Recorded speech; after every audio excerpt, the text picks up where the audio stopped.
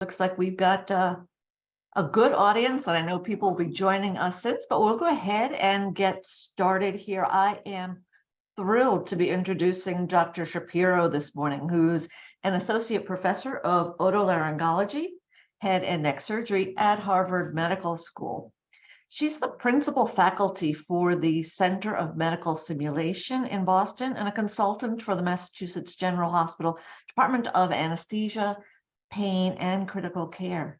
She was the founder of the Brigham and Women's Hospital Center for Professionalism and Peer Support, where she served as the director for over 10 years.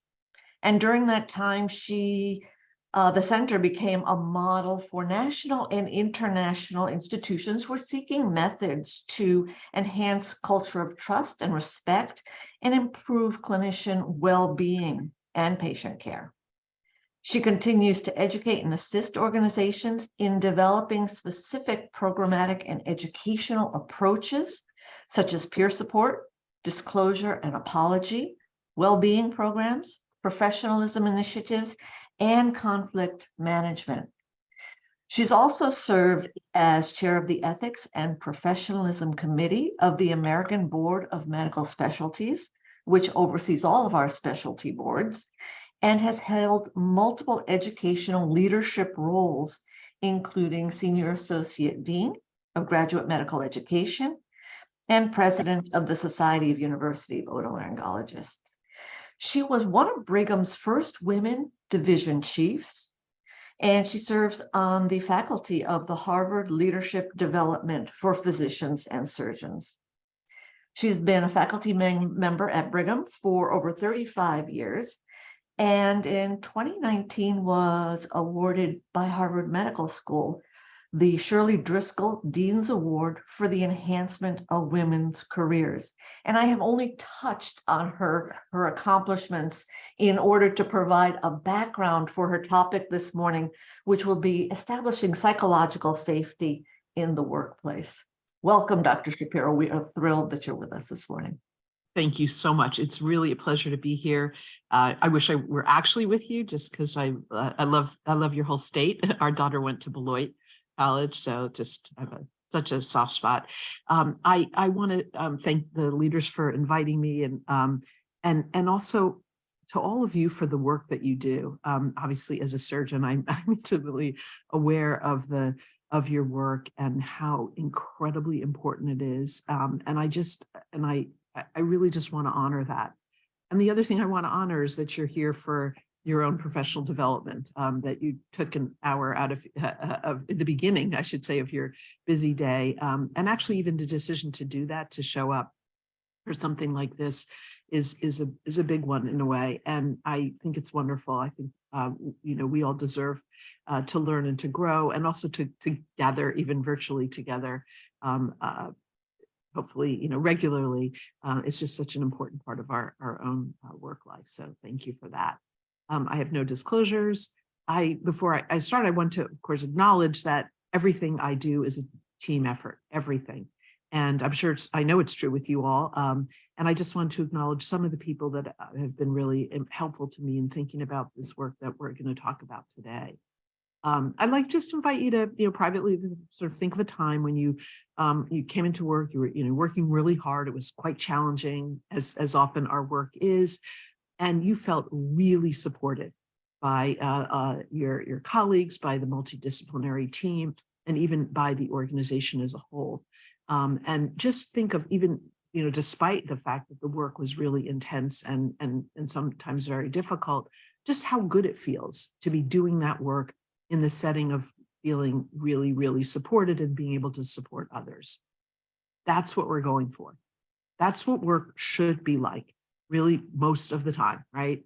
And I think, we can get there. But I think to get there, we have to take a really hard look at the dark side, which is when that workplace isn't that way. So we're going to delve into that because it's really important to see the way it is, and to be able then to change it and make it more the way we want it to be. So let's say we have a theoretical case of an attending physician who behaves repeatedly in demeaning ways towards residents and other healthcare team members. in tone, body, language, and content. For example, expresses impatience with questions, denigrates the other healthcare team members' competence, is sarcastic about their motivations, and blames them if something goes wrong. And just all this has led to healthcare team members feeling demoralized and also afraid of working with this person. I do want to say at the outset, I will try to not gender my pronouns, but I'm I'm still learning. So if I make a mistake, I'm sorry, and please understand I'm doing my best around that. So I'm going to make the case that a culture of psychological safety drives safe care delivery for patients, clinician well-being, and the learning environment. The culture itself is dynamic and really changeable, and the unprofessional behaviors erode trust and create fear. And that both, most important is that both we as individuals and our organizations can build and sustain psychological safety. So that's the case I'm going to try to make to you. First thing we have to look at is culture. We all talk about, oh, culture this and culture that. And let me say about culture, it is a known driver of outcomes. For example, as you know, we're required as organizations to do patient safety culture surveys periodically, because it is known that the culture, the safety culture, that is the culture of safety and trust within the organization or around each other, is correlated to actual patient safety and quality. So we know, again, culture drives outcomes, and so therefore it's very powerful. But I'd like to ask you a rhetorical question. Have you ever been anywhere where the culture is written down? And the answer is no, it's not. It's not a mission statement. It's not anything aspirational. It's not a code of conduct or your bylaws or policies. Culture is very powerful, but it's not any of these things. So what the heck is it? And I really like this definition from a colleague of mine, which is that it's patterns of relating that persist and change through ongoing interaction. I'm saying this to you because I want to invite you to think of the fact that it's so dynamic that you personally and we together can say, we're going to actually change the parts of the culture that are not serving us well, and we're going to enhance the parts that are by changing our patterns of relating.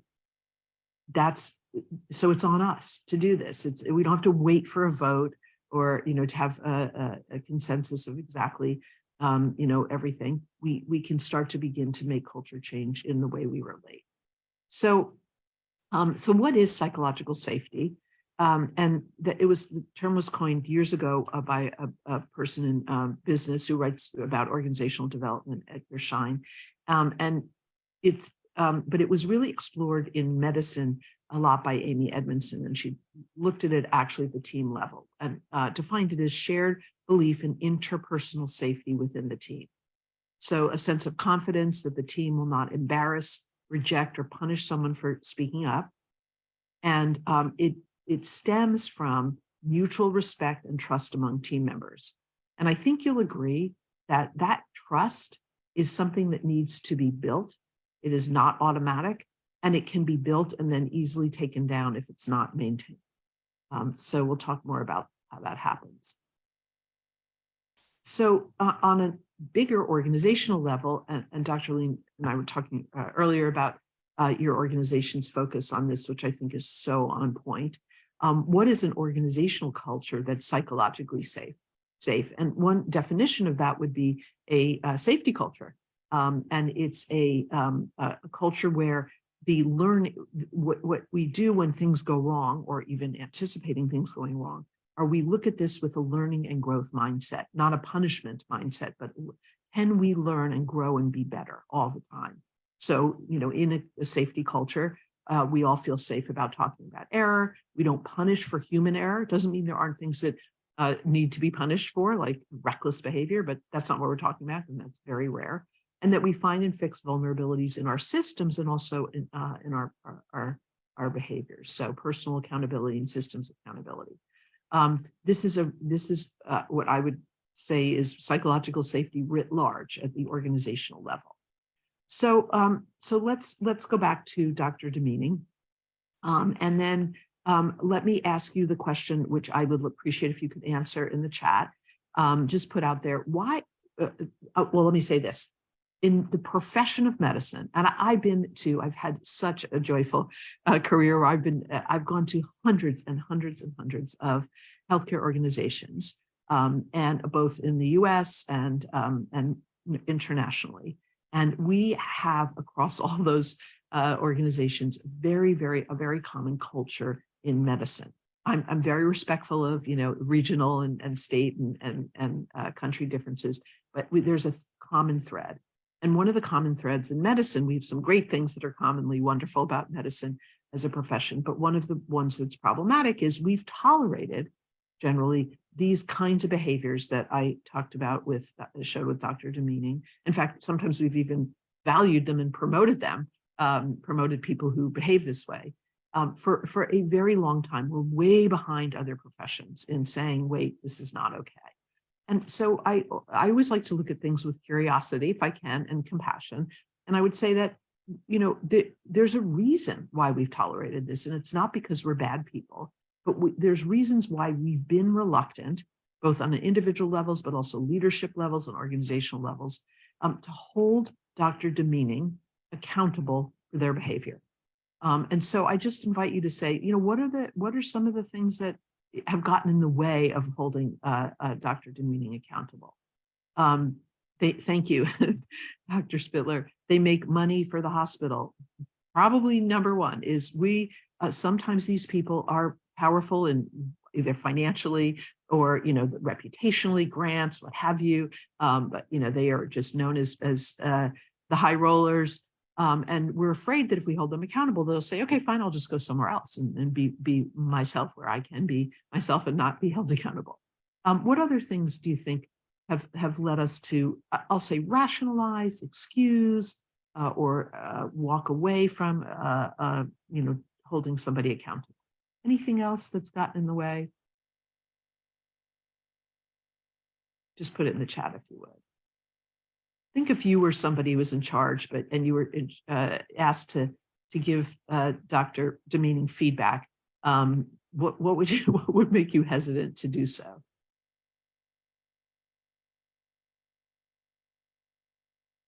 Anybody?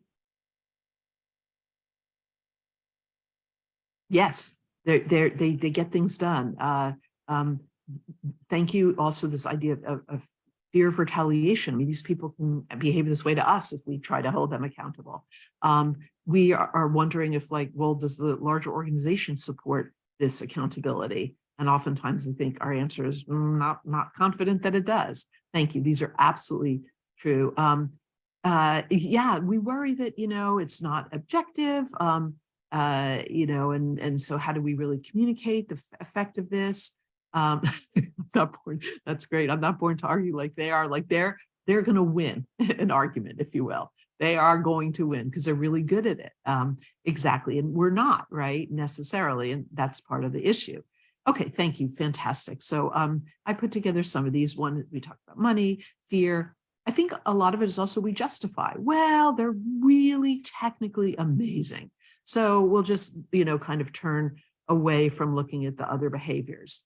Of course, the problem with that is that outcomes, which I'm going to show you, are related to those behaviors and not just technical and cognitive competence. Tradition, hey, this is the way it's always been, I guess people can get through it. And, just kind of, we were handed this culture. It's hard to question the status quo. I don't think that we also knew that these behaviors were connected to patient safety in any way. I really don't. And I also don't think there was much data on, or if it was, it really wasn't used in medicine to show the incredibly downside effect of this behavior on the people who are either witnessing or experiencing it. Another is, I think I call cultural relativism, which was we'd say, oh, well, they're from a different country, or they're from, that's the way they did it in their, family or what have you. And the answer to that is, of course, yeah, I mean, everybody has reasons they act the way they do, and a lot of it has to do with their background. But what we have to do is to say, well, we have a culture here at our organization, our profession, and that behavior doesn't comport with what we think is an okay way to be. And I think this last one I highlighted because I think it's so strong, is that and I think I didn't have the most malignant surgery training, but yeah, I had some, I had some, we had some.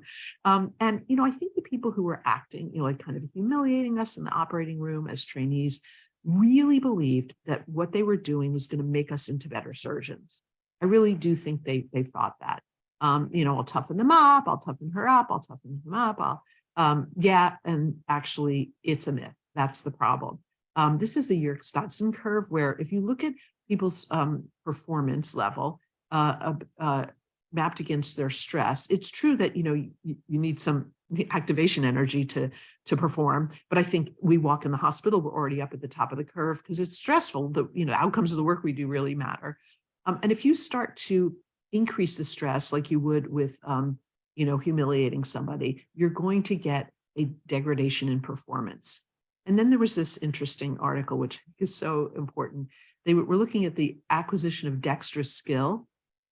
It's facilitated by the absence of strong arousals. And I think we can agree that somebody humiliating you in the operating room, for example, causes an increased arousal and does not facilitate learning. So then I want to go on to some of the emotions that affect clinicians when we're involved in a medical error. And I'm going to connect this to patient safety. Okay, so I'm going to look at psychological safety on the institutional level, especially around safety events, harm events. So something goes wrong and there's a harm to a patient, and we're involved in it. There's a myriad of emotions. I'm just going to summarize what these are very, very common for us to feel: sadness, a sense of shame. And I was always wondering, why are we so ashamed? So much shame. And I would say that we are I should say we're enculturated to believe that for us to take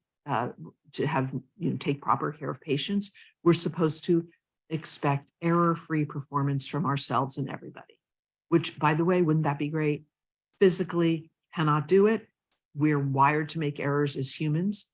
And so the way to keep patients free from harm is not to say we're going to eliminate human error. It's going to be, we're going to decrease the rate of human error, but it will never be zero. And then we're going to anticipate where errors will happen and make sure that we set up the system to catch those errors, or to have the system also decrease the chance that the errors will happen. So very different. And I have a question for you. Did you all, at your organization, did you get the memo that said we're all, we're all done with shame and blame? We're not doing that thing anymore that we used to do when something went wrong? Now, of course, you never got a memo. Nobody's gotten that memo of we're done with the very culture that was handed down to us, that we have practiced forever in medicine, which is something goes wrong, let's find out who did it and make sure they feel bad so that they don't do this again. Because we thought that that was the way to get the system safer. Okay, unfortunately, that is a direct, it's a total fallacy. Shame and blame actually decreases the chance of improvement and learning, and increases the chance of future errors for many, many reasons, for reporting reasons, for learning reasons, et cetera. And plus, it doesn't allow us to look at the system's contributions to the error. And it's true that now you've probably been told you're doing a just culture or a safety culture, which is where we look at both personal accountability for learning and also systems accountability, right? But we're not there yet. I don't care where you are. We in medicine have been so embedded with shame and blame that we haven't just one day said, oh, we're doing a whole new culture. So what I would suggest is that we need to look at all of the processes, or many processes that do come into play when something goes wrong. How are we dealing with this? And I think we've got M&M, we have root cause analysis, there might be peer review, the Department of Public Health might come in. I've done a lot of work in the Netherlands, where they have the inspectorate that comes in. In the UK, it's the Royal College. We've got the Court of Law, of course, and the media. So I think you might agree that these are processes that could be done in a just culture, safety culture, psychologically safe fashion, but many times they're not. So it's our job to think of each of these processes and changing them over to a safe culture. I would say even the Court of Law is being changed now. If you're not doing this now at your organization, I hope you do it soon, which is developing communication resolution programs, which keep harm events generally out of the legal system and look to learning and restitution versus punishment. Okay, so let's unpack some of the aspects of culture that are relevant here. So one is professionalism. So when I started, I was at the Brigham for 35 years. When I started the Center for Professionalism and Peer Support, I thought, like, professionalism, what the heck is it? There's 6,000 articles on medical professionalism, but being a surgeon, I said, I'm just going to define it for the whole organization, because I'm not going to spend a year doing focus groups on what do you think it is? What do you think it is? And I have to say, actually, I do think my definition has held, but it was really just to let's get moving on improving it versus defining it. So I defined it as professionalism as behaviors that support trust. And the opposite would be unprofessional behaviors that erode trust. Okay.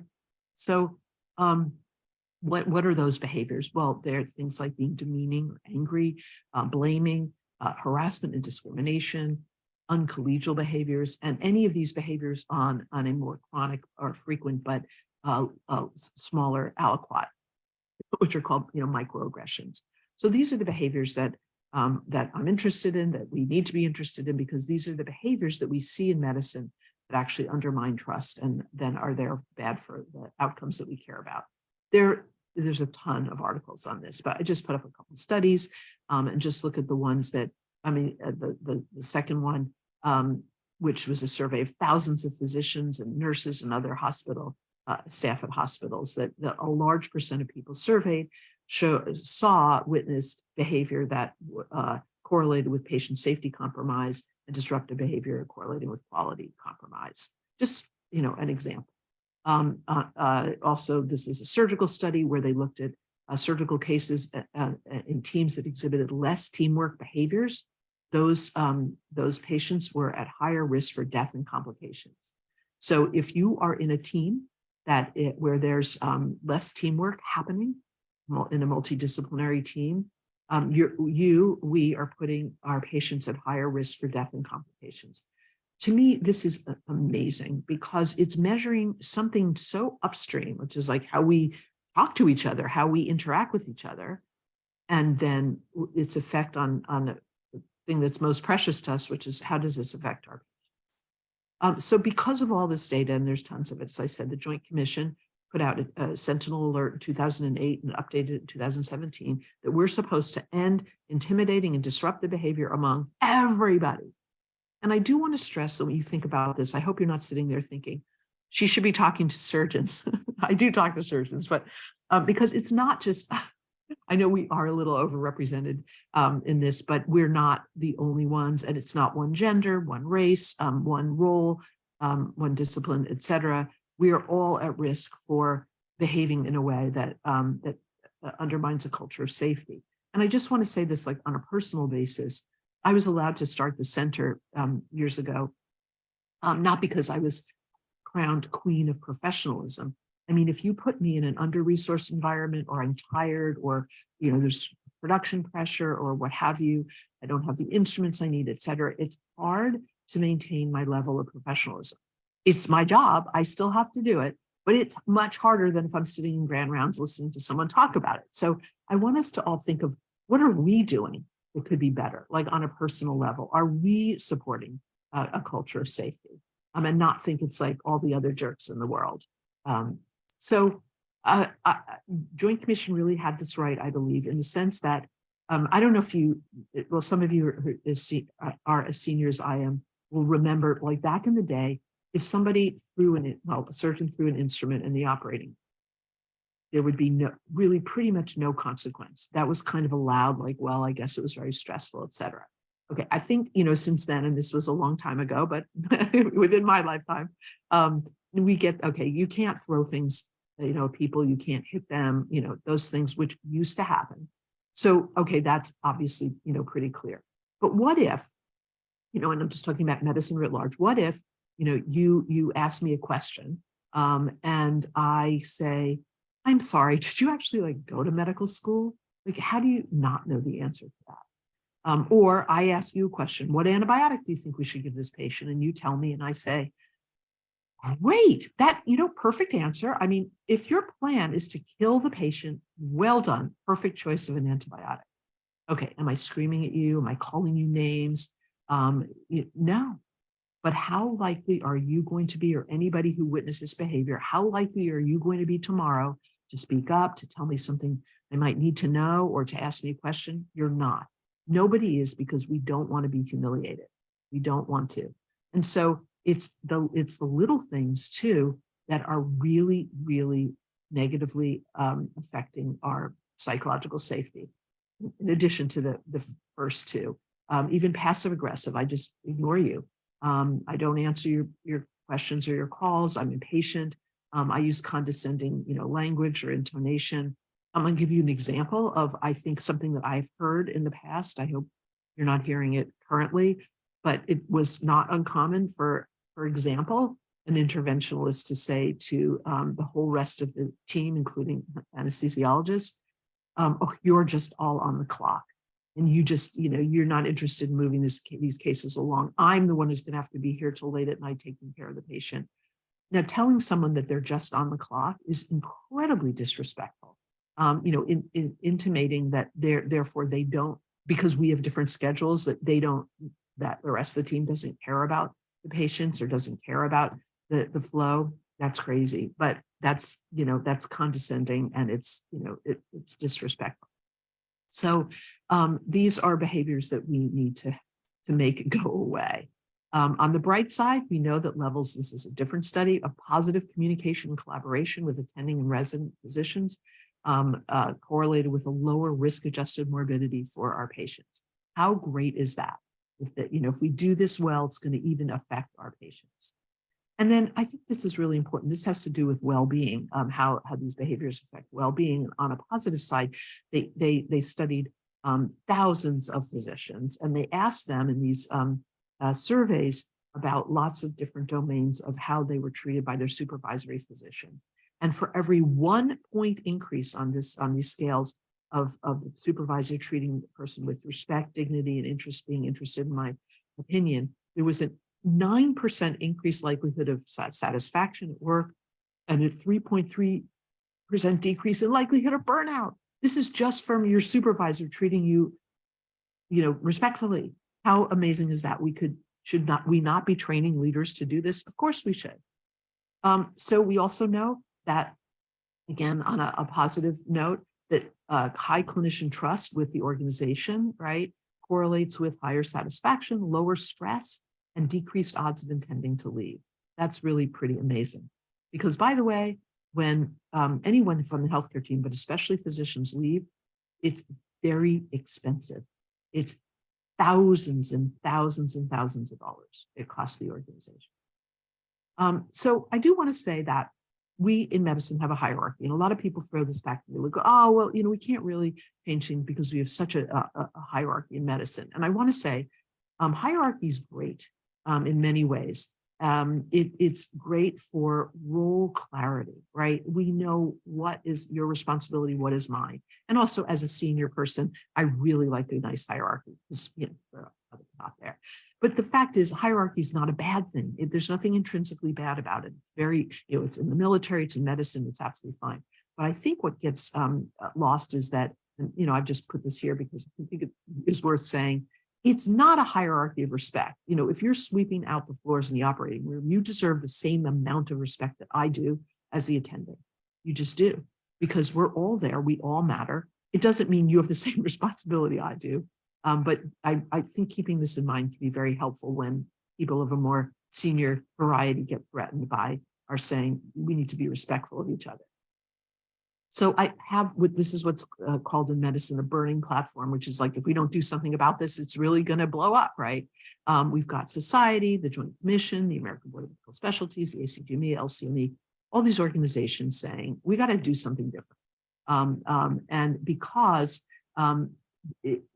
these affect, as I hope I've told you, convinced you, patients, the experience that patients have, their safety, the learning environment, the risk of litigation, retention, morale, and productivity of those of us working on, in our organizations and the well-being of all of us.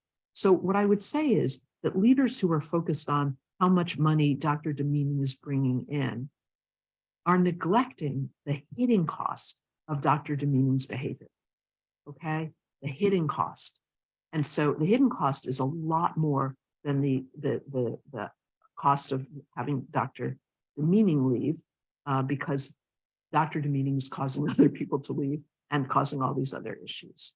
Okay? Just expounded on. So how do you build a program? Like how does that work? Like, how do you decide this matters and we're going to do something about it? And I'm just going to, briefly tell you how, what I think the important building blocks are for building a culture of trust and respect, which is the underpinning of psychological safety. And the first is leadership needs to be committed.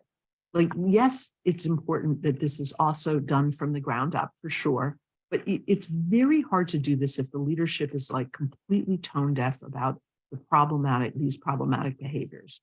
And so that's why I've developed, this is making the case part of, when I talk to different organizations about like this is why this matters. This is why you can't turn away from this. If you care about any of the things that we care about, which is well-being, learning environment, and patient outcomes. And also, if you're a leader and you control resources, it's really draining your resources. You're just not seeing it. Okay, so you think getting leadership commitment at all levels is really, really important. And the other thing I want to say is that leaders themselves need to model this. If you go around and tell everybody else that this is the way we want people to be, but they see people in more senior positions behaving in the opposite way, people are going to get pretty cynical about it, understandably.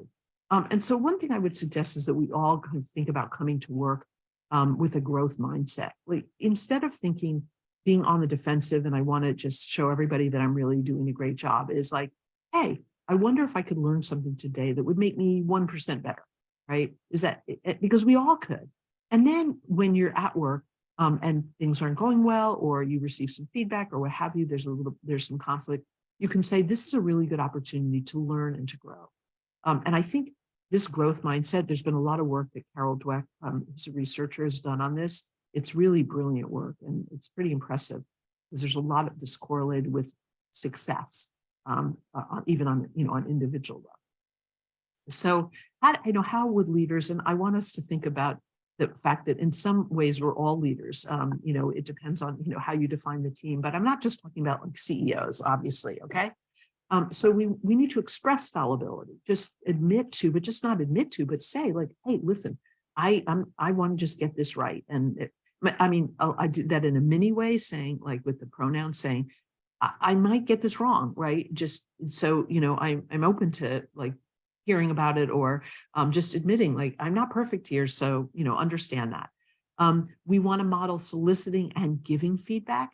And I will say, and you have to take this with a grain of salt, because I'll call it a little bit of a conflict of interest. Like, I'm an educator. The thing I get asked to do training on in medicine more often than anything else is giving feedback and managing conflict. I think we need to help people do that, and I'll talk about that a little. But we want to show, as leaders, we're soliciting, hey, how am I doing? Are there things I'm doing that you really like and want me to keep doing? What are the things I'm doing that are really driving you crazy?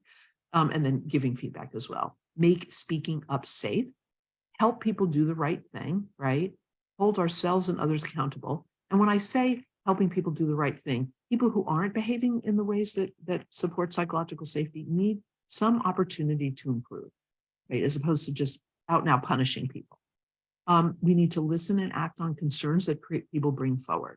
Okay, so those are things that I think we could do as leaders. I will say that there's a lot written about feedback, and as I say, I teach this a lot. And I think one book worth reading is How Do We Take Feedback? Because it's really hard to do. So I just put this out there. I just think it's a really, really good book. There's plenty of good books. So I want to tell you on an individual level something that I would do, in the operating room, and it's this. So, Atul Gawande developed this OR checklist. He was a colleague of mine at the Brigham. It's amazing. He studied it. What's interesting about it, by the way, is that the results from it in terms of safety and good outcomes are completely correlated with how the checklist is done, not whether it's done or not, but how it's run. Okay. But okay.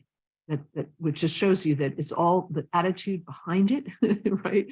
Is it respectful? Is it, is it really committed to the principles of teamwork and speaking up? So I added something to the OR checklist personally in every case.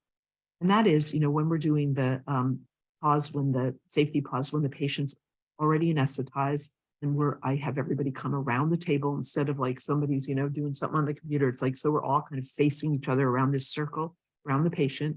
Everybody introduces themselves and what their role is, because we think, we all know each other, but, maybe a med student has come in, or maybe a traveling nurse or something. So it's worth just saying our names and our roles. And then we do the checklist, blah, blah, blah. What if there's a laser fire? Okay. And then I added the following at the end. I would look around the circle and say, I just want to remind everybody that this is a team effort. And if you see anything that you're concerned about, I really need you to speak up. We have to watch each other's backs. I can't watch everything. No one of us can see everything. Please speak up if you have any concerns. Now, why do I do that? Do I think I'm really approachable? Yes, I do, but I'm not.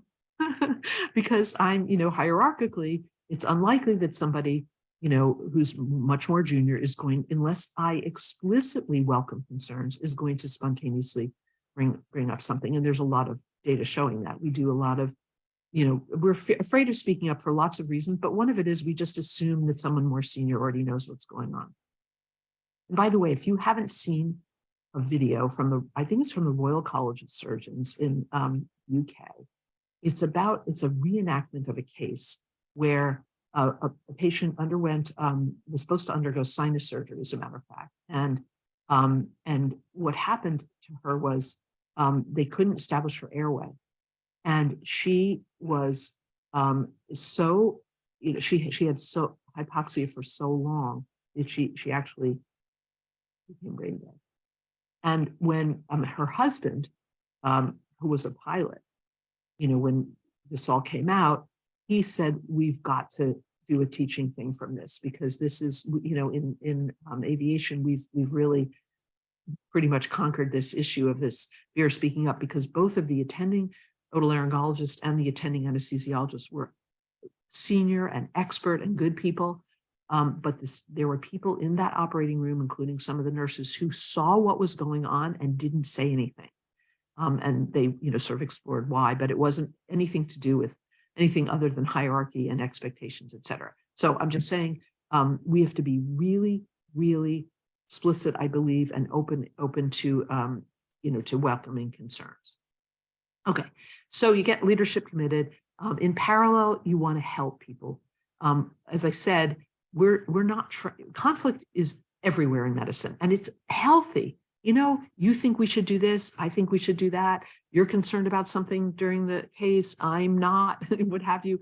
We've got to be able, conflict is healthy, but it's not healthy if we don't manage it well. And so we need to teach people this, because how much training have you all had in conflict management and giving feedback and speaking up? Most of us didn't get a lot of that training.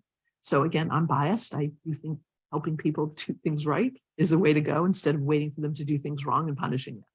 So I think, again, so we did a lot of training. When I was at the Brigham, we required training, which was simulation-based for all physicians, from interns to senior faculty and all advanced practice providers. And I led these simulation-based training sessions, most of them. And we encourage people to think of themselves as either a target or a bystander, but also a potential source. Remember, thinking about your own behavior too is important.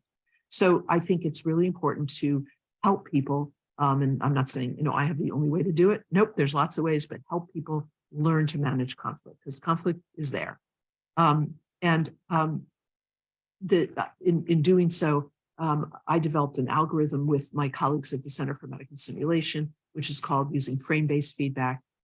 It's a way to help people get over the barriers of feeling really reluctant to manage conflict and give feedback. She was a resident then, now she's faculty at the Brigham, Cricket Fisher, and some colleagues wrote and developed a toolkit for responding. How do you respond to microaggressions? And then we use this to train residents and faculty. And so, there's lots of ways to train for this. This is just one of them, but I encourage us to think about these things are happening all the time, especially to people of color, and to some extent also to women. They're really very devastating in their effects, and you read a lot about microaggressions. Okay, so let's help train people. In parallel, there are going to be people who are not behaving in the way that we, that promotes psychological safety, like Dr. Demeaning. And so again, you can't just go around telling everybody this is the way you should be. We'll help you do it when they know that the organization will tolerate that behavior if it's exhibited by somebody in power, a high roller, as I call them. And so you need an accountability program. There's lots of ways to think about this. I'm just going to, we published on some of our work in this, but there's lots published on this by others as well. Is how do you have an accountability program? I'm going to give you the building blocks of it, and then I'll conclude. And I really want to make room for your reactions and questions. I want to say that when I was doing the training and I, developed this program for professionalism and culture of trust and respect, I didn't want to turn our organization into a culture of snitches, like, ha, you said that, you rolled your eyes, I gotcha, right? That's just not good. And I think we need to be compassionate with each other. If I roll my eyes once a year, I think you'd forgive me. So we're not talking about the occasional lapse. What we're talking about is people who have a pattern of that. Like the person I, get example of like being sarcastic with someone like is, how could you not know that? Or great choice, of a antibiotic, where people, more often than not, that is how I respond. And so it's that pattern that gets people to see that that's, it's just a likely way I'm going to answer your question, because patterns really will tell you what to expect from somebody. Or of course, it could be single incident that's egregious. So I think to have an accountability program that works, it's got to be safe and relational in a way that people can raise concerns with a very lowered bar for raising the concerns, right? If you make people, fill out a form or file an official complaint, they're not going to do it. They're just not going to do it. We know that. But if people aren't raising concerns, then we can't have any chance of making things better, because then we cannot give the person feedback who's behaving that way and give that person a chance to get better. So it needs to protect the people who are coming forward with the concerns. In other words, protect them to the extent we can from retaliation. Otherwise, people won't report. And it needs to be fair to the individual about whom concerns are reported. Sometimes they're bogus, right? So they need to be, you hear what someone's saying, and then you need to do what we call multi-source interviews, which is figuring out, is this really a concern, or is this like the person who's reporting it is the concern? Most times it was real, but not 100% of the time. And it should be relational. And I say that because I think reporting these things on our online safety reporting systems can be very undermining of a trusting culture. And so we actually wrote an article on this with some colleagues. I did with some colleagues at Penn. We called it Gotcha, using patient safety event reports to report people rather than problems. Because in many organizations, one group tends to report other groups with the idea of, we're not here to really just improve our working relationship, but I want to get that person in trouble. And so I think we have to be careful about using that system, because I think the system is great for safety events, but these events, I think more often need to be handled in a much more relational process, so that we work towards improving relationships and not in getting people in trouble. I really believe that. We had very good outcomes that we reported, and basically even giving somebody feedback about their behavior, most people improved to some significant degree. And not everybody did.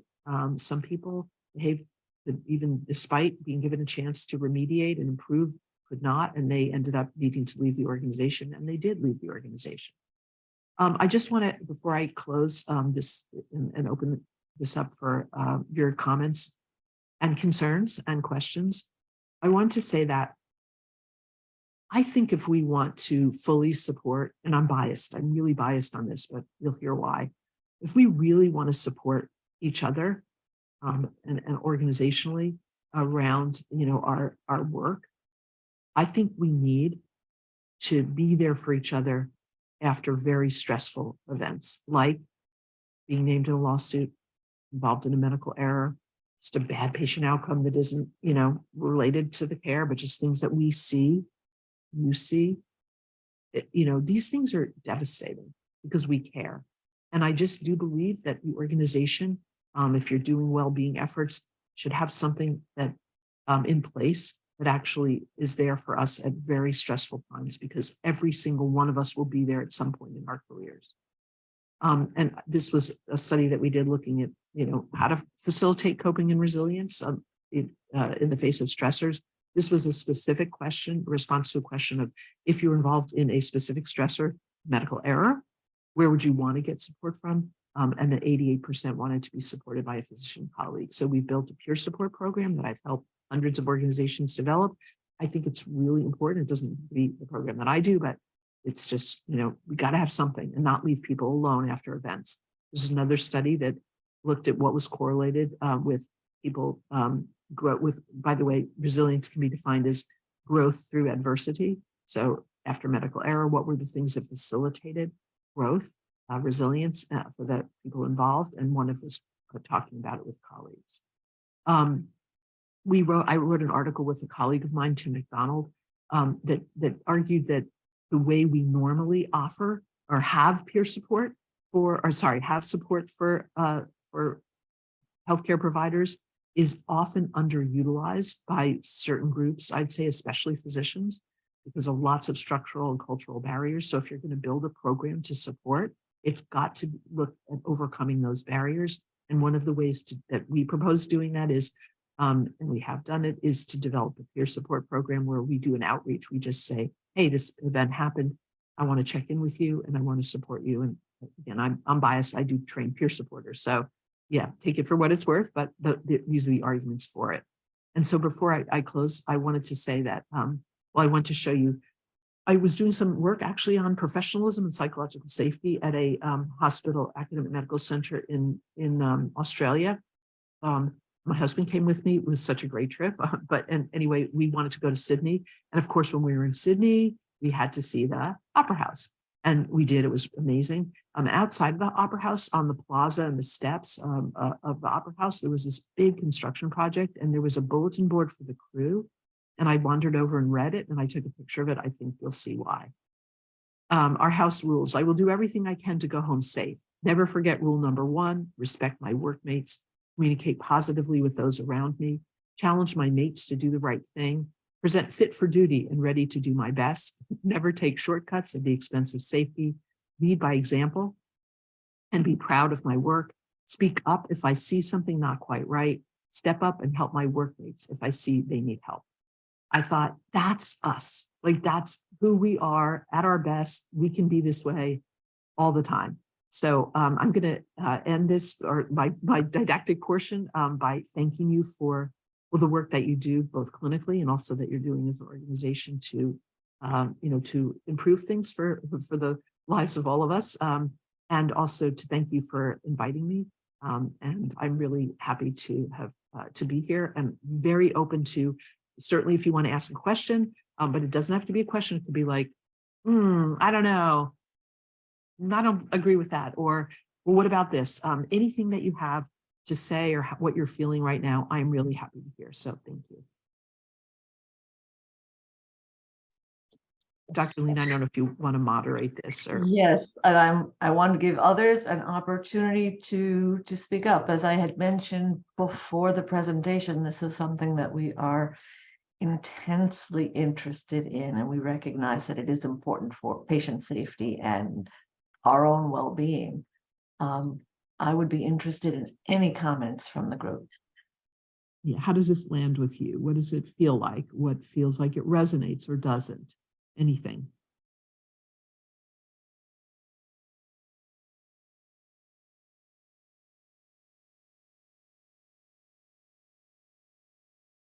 I will start by saying that I am in part relieved to hear that it is a problem across institutions. There's always a concern that, my gosh, we are the worst. We're not doing anything right. How can we be the only program? So I take some strength from knowing that others are going through the same process, and like you can recall any number of incidents of unprofessionalism or lack of professionalism over the course.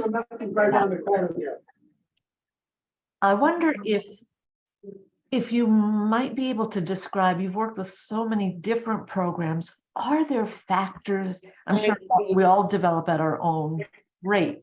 Can you describe factors that make a program more successful than others in incorporating or really adopting the change in behaviors that you describe? Yeah, I think, I think it's places that say, are not defensive about what they do. I mean, one of the things that when you really talk about changing, this is a really big culture change. If you think about it, it is not the way we used to do things. It was, as you know, we all know and it still isn't to a large degree. And so, I mean, maybe this is like sort of a big meta comment, but I do want to say that at the end of the day, it's when organizations are threatened by change that is less successful. And so I'll answer on the positive side too, but where there's some people who feel their power is threatened, and you can really, really fight this work. Because power's hard to give up for people. So I think that's one thing. So I guess on the positive side, I would say if you have leaders that say, look, there are things that we do that are wonderful here. Let's look at them and do more of them. And then there are things that we, could do to improve. And I think it's the learning and growth mindset. I really would come back to that as sort of a discipline of like, that's what we do. And when you have leaders that model that, people will start to do it themselves. So I think that's the most important thing, honestly. It's not money, by the way. It's because these are not expensive initiatives. I can say that. They're really not. And I see a question from Dr. Spittler and then from Dr. Castro. So yeah, so this is an interesting issue. I want to ask you a question about what you said, if it's okay, if you're comfortable saying, because I think what you said is true, but I want to make sure I understand it. When you say it's a catch-all to punish trainees when something else is really the problem, can you tell me, like, as an example, what something else, what the actual problem might be?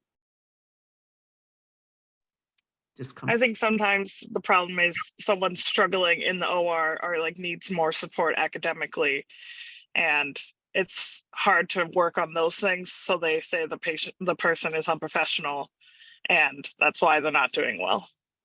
Oh, interesting. Okay, so let me do this as a broad answer. I think that's what you say does happen, definitely.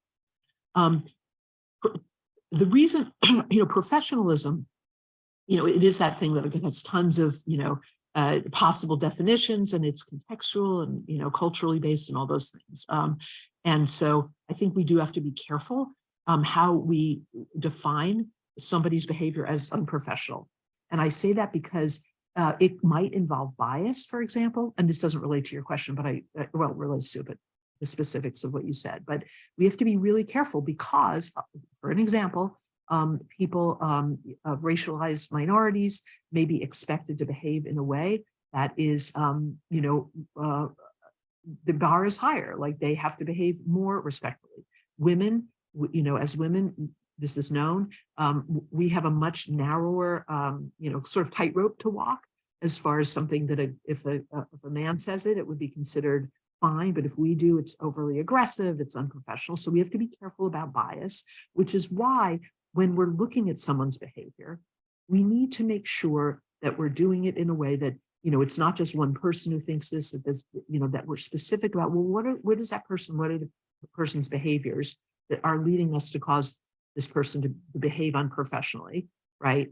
And then have a conversation with that person. So in this case, it would be the trainee of like, hey, look, here's some of the things we've been doing. which are problematic, when you're very short with the staff, it's, it's problematic. Tell me what you think is going on.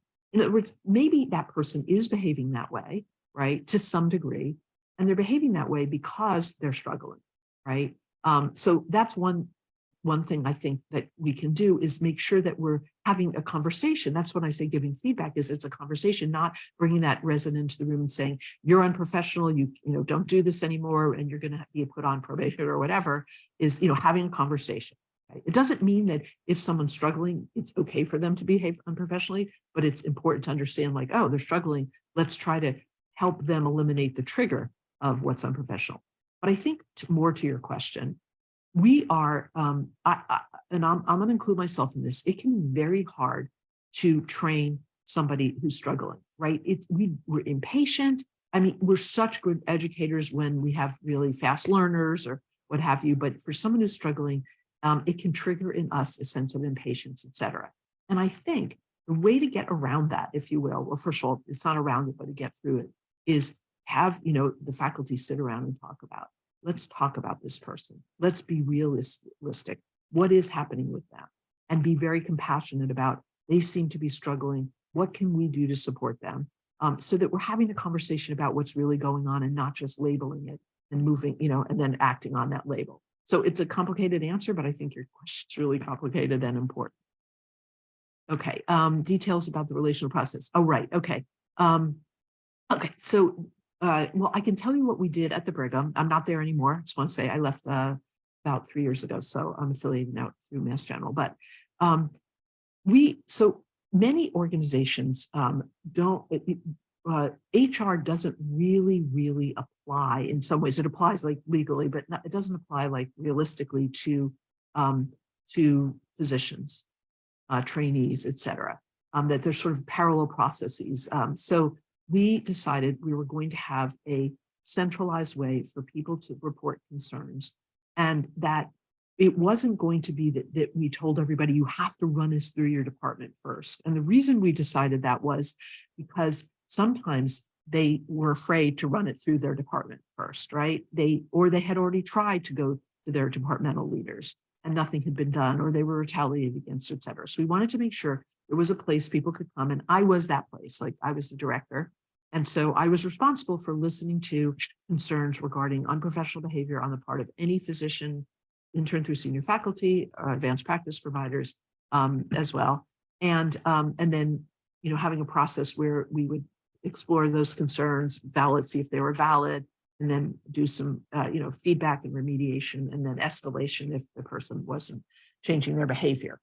But in every single case, every single department, we did have somebody who was appointed as the person who, would be could be the intermediary too, because sometimes if it was just left up to the chair, chairs were very different in different departments, how they would handle different, the same types of concerns. And so we wanted to make sure that there was a centralized way of our looking at the concerns, but also a representative from the department who could actually help in figuring out like what's the best way to move forward, and even being that person who would help the reporter come forward.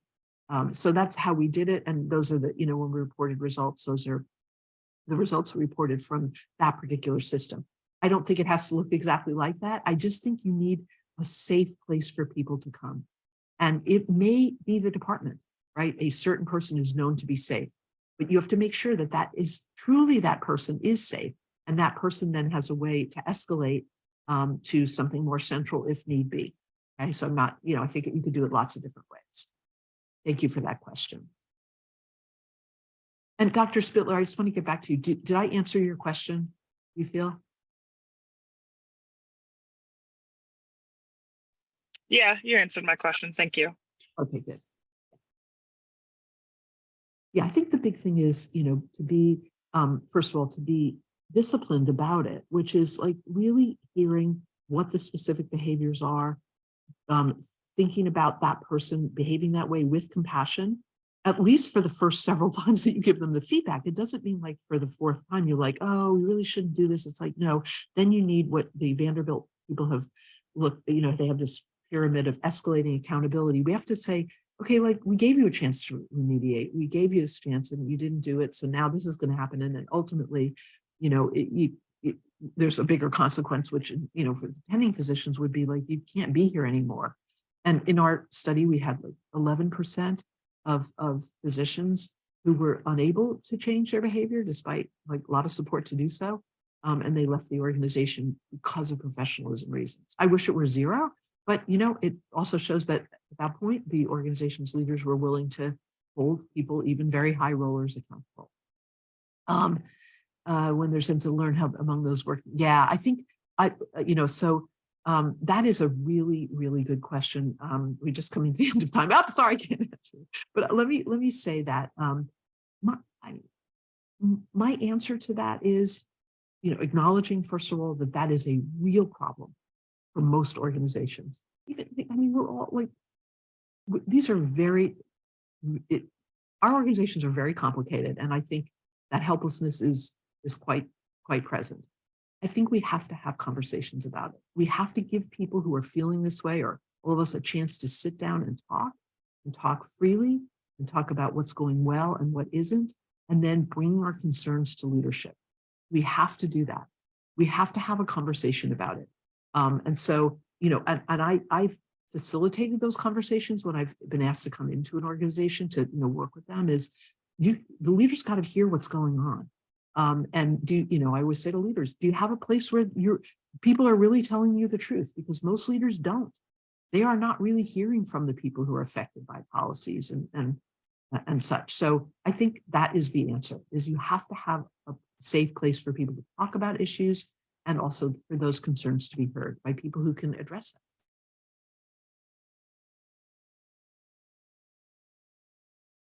We are at time, so I will ask others if we can forward additional questions to Dr. Shapiro, if that would be okay. We'd love to be able to do that.